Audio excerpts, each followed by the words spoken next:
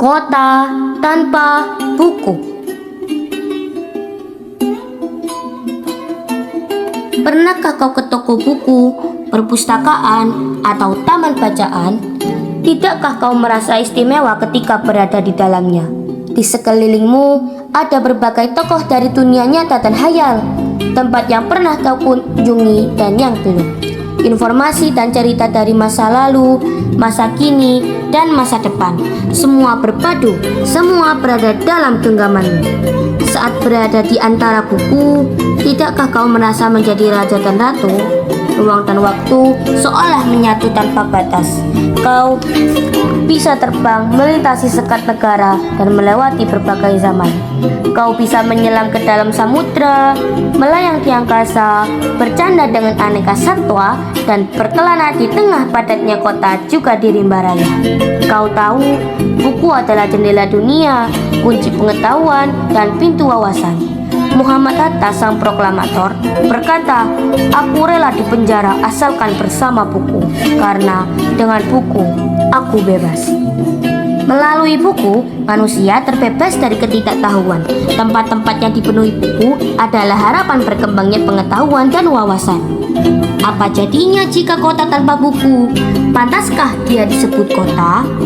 Di kota itu, mungkin kabar datang dari sumber lain, dari koran, televisi, atau internet.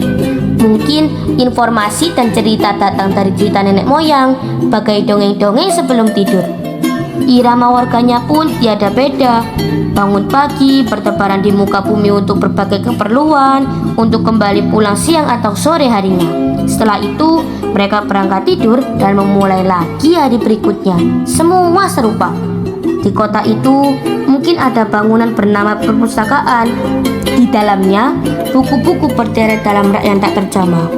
Tiada tangan meraih dan membuka halaman demi halaman dengan sukacita.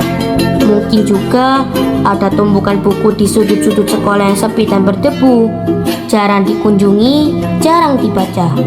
Buku-buku di sana teronggok tanpa nyawa. Bagaimana dengan kotamu? Mungkin kau tinggal di tengah kota yang megah, atau di gang sempit, di desa terpencil, di sisi pesisir, atau di kaki gunung. Adakah perpustakaan, taman bacaan, atau toko buku di dekat rumahmu? Jika ada, apakah tempat itu menjadi wadah berkumpulnya anak-anak dan warga? Menjadi pusat berkembangnya wawasan dan pengetahuan? Atau hanya menjadi pajangan? Maukah kau menjadi orang yang menghidupkannya? Kau bisa mengunjunginya dan mengajak teman-teman membaca dan berbagi cerita di sana. Jadikan tempat itu sumber kegembiraan dan pengetahuan. Jika tempat itu belum ada, maukah kau menjadi orang yang mulai menghadirkannya? Kau bisa memulainya dari sebuah sudut di teras rumahmu. Ajak teman-temanmu memulai langkah baru. Jangan biarkan waktu berlalu tanpa buku. Siapapun dirimu, bersahabatlah dengan buku.